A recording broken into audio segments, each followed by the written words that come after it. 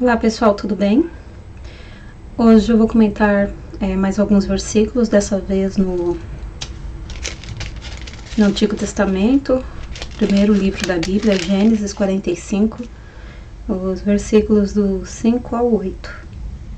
Agora, pois, não vos entristeçais, nem vos pese aos vossos olhos, por me haver desvendido para cá, porque para a conservação da vida Deus me enviou diante da vossa face. Porque já houve 2 anos de fome no meio da terra, e ainda restam 5 anos em que não haverá lavoura nem cega. Pelo que Deus me enviou diante da vossa face para conservar vossa sucessão na terra e para guardar-vos em vida por um grande livramento. Assim, não foste vós que me enviaste para cá, senão Deus, que me tem posto por pai de Faraó e por senhor de toda a sua casa e como regente em toda a terra do Egito. Para os irmãos que conhecem, a história de José, sabem que filho de Jacó, que teve o nome mudado para Israel, ele começou a ter alguns sonhos avantajados e contou para os seus irmãos, e isso gerou uma certa inveja. Teve uma ocasião que Jacó, seu pai, mandou ele ir procurar os irmãos, e nesse momento os irmãos pensaram em matá-lo. Mas aí Rúben deu a ideia de jogarem ele num poço sem água, um poço vazio, e os irmãos acataram essa ideia. A intenção de Rubens era depois ir lá retirá-lo. Porém, estava passando alguns mercadores lá do Egito, levando as coisas para o Egito. Então, um deles teve a ideia de vender para o Egito. E disse, o que a gente vai ganhar se ele morrer aqui? Mas e também, mesmo porque ele é nosso sangue, E venderam para o Egito. Chegando em casa, eles mostraram a túnica de José para Jacó. E o que Jacó entendeu? Que ele tinha sido devorado por algum animal selvagem. Grande foi a tristeza de Jacó, entendendo, imaginando que seu filho havia morrido. Lá no Egito, o José ficou trabalhando com o chefe dos oficiais do exército na casa de Potifar. E os irmãos sabem que ele passou por aquele processo de calúnia da mulher de Potifar, foi preso.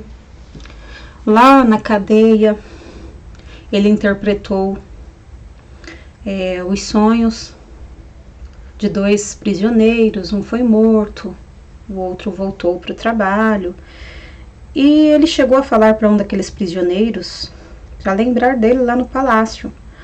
Porém, passaram-se 2 anos até que o que não morreu, lembrou de José. Foi no contexto que o rei teve 2 sonhos numa noite e ninguém conseguia interpretar. E esse copeiro, ele lembrou que José interpretou o sonho lá do padeiro e dele na cadeia e deu tudo certinho. Aí ele comentou com o rei. Então o rei pediu para buscá-lo. E José foi ouvir os 2 sonhos, das vacas. E ele deu a interpretação para o rei. E o rei o colocou como governador do Egito. Enquanto em Canaã e em outros lugares a fome assolava. E os irmãos sabem que José, conforme a interpretação do sonho dele, ele agiu daquela maneira, armazenou muita coisa, e quando chegou o momento da fome, os povos dos entornos ali, do entorno do Egito, iam lá comprar alimento.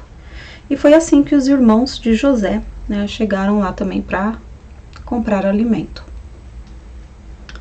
José logo reconheceu que eram seus irmãos, eles não. Pode ser que eles imaginavam que José estava morto, ou por José ser o governador de uma grande civilização, ele estava bem mais ajeitado, né? Os irmãos meio que continuaram com aspecto normal, devido às condições econômicas. E José fez aquela prática, né? Deu a entender que eles eram espiões, então se você não é espião, traga seu irmão aqui. Aí colocou alguns valores nos sacos. Depois que Benjamim chegou lá, colocou aquela caneca de prata, tal, que ele ia ter que ficar preso, escravo, como se tivesse roubado, tal. E chega um momento que José para com tudo isso e abre o jogo. E fala que ele era José, o irmão deles, que havia sido vendido. O que me chamou a atenção, o que chama a minha atenção ao ler essa história, foi a consciência de José,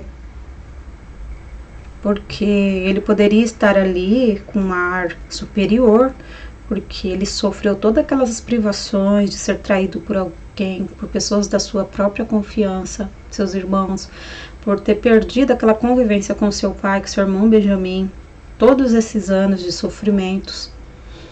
E ele poderia estar com um ar arrogante, mas não. Ele se emocionou de ter encontrado esses seus irmãos, mostra que ele tinha um coração bom. E surpreendente o que ele falou, né? A grandeza dele de enxergar o trabalhar de Deus. Porque se são outras pessoas nessa circunstância, são pessoas feridas, amargas, vingativas. Mas ele, conforme está aqui escrito em Gênesis 45, agora, pois, não vos entristeçais, nem vos pese aos vossos olhos por me haver desvendido para cá, porque foi para a conservação da vida que tudo isso aconteceu. Assim não foste vós que me enviaste para cá, senão Deus, que me tem posto por pai de Faraó.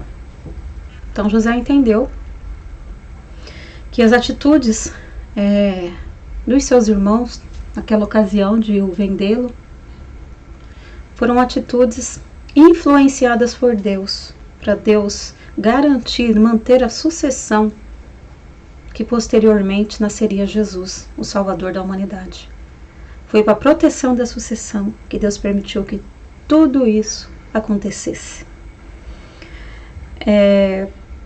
Isso faz-nos pensar da maneira como Deus pode estar trabalhando na nossa vida.